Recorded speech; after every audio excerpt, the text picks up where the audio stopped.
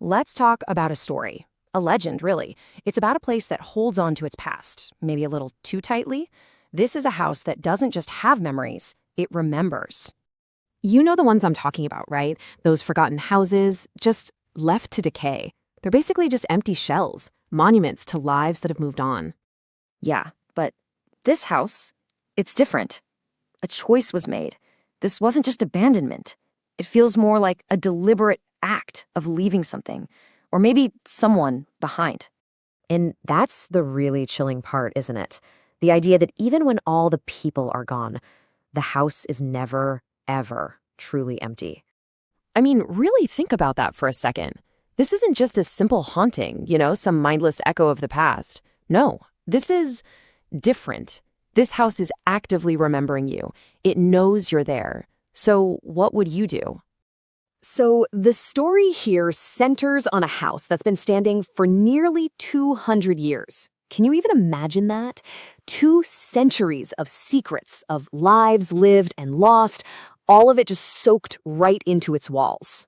It's way out there, far from everything, just sitting. The locals, they say no birds ever land on its roof, and absolutely no one dares to walk near it after sunset. That silence you find there, it's not just an absence of sound, it feels like a presence. And really, that's the core mystery of this whole place. It's this feeling that everyone reports. You know, that little prickle on the back of your neck, that constant, unnerving sensation that you're being watched. The thing is, the strangeness of this place started almost right away. It was built back in the early 1800s by this guy, a man known for his power and for his secrets. By the mid-1800s, the staff was already reporting really unsettling things. And then, the grand finale. The entire founding family just vanishes. See, this wasn't just any old house. The architecture itself was basically designed for secrecy. We're talking hidden passages winding through the walls, rooms that were always kept locked, and a basement. A basement that was absolutely, strictly forbidden to everyone. Makes you wonder, what were they hiding down there? And that's the question that had to have hung over the village for decades, right? What was the owners so desperate to keep hidden? What kind of secrets are worth building an entire fortress of a home just to protect them? And then there was the night it all just fell apart. In the middle of this really violent storm, people heard screams coming from the house. They said they were loud, desperate, absolutely terrified. But with the storm raging like it was, nobody dared to go check it out. So the next morning, the storm clears and the house is just silent, almost too silent. When investigators went in, they found nothing. No signs of a break-in, no struggle, no blood. The family was just gone. The house was left in this state of perfect, chilling emptiness. I mean, how does that even happen? How does an entire family just vanish from a locked house without leaving a single solitary clue behind? What could possibly explain that?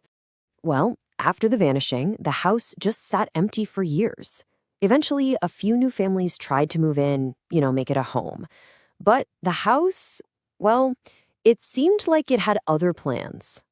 And the reports from these families were all disturbingly similar. It didn't matter who was living there. That feeling of someone walking right behind you. Doors just creaking open on their own. Hearing these faint whispers that sounded like they were calling your name. And the worst part, glimpses of a dark figure, like a shadow, just standing at the end of the hallway, always, watching. So this raises a pretty terrifying question, doesn't it? Were these just echoes of a past tragedy? Like a psychic stain on the property? Or was the thing that made the first family disappear still there, still living inside the walls? Okay, so this brings us to the 1970s. A man, a total skeptic who just laughed at all the local ghost stories, bought the house for a bargain. He was absolutely determined to prove everybody wrong. His first night? Perfectly quiet. He probably thought, see, I told you so. The second night, though, he heard them. Faint footsteps up in the hallway.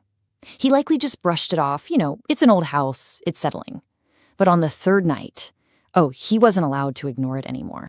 He was jolted awake by the sound of his bedroom door opening.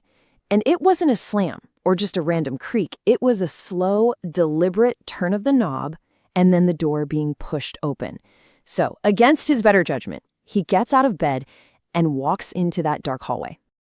And that's when he saw it. At the far end of the hall, a figure. It wasn't moving, it wasn't being threatening. It was just standing there, perfectly still, watching him. They say he was paralyzed with a kind of fear he never even knew was possible. The next morning, the neighbors noticed his car was still in the driveway. So when the authorities went inside the house, they found it empty. His wallet was right there on the nightstand, his luggage still packed in the corner. He had just vanished. Just like the original family, almost 100 years before. It's like the house had claimed another one. And so, to this very day, the house just stands there. Empty of people, sure, but full of something else. The people who live nearby say it feels like it's waiting. Just patiently. The legend says that if you're actually brave enough to walk the grounds at night, you'll hear footsteps following you. But the real question is, when you finally get up the nerve to turn around, what are you going to see? An empty path? Or are you going to see what that man in the 70s saw? Something watching you.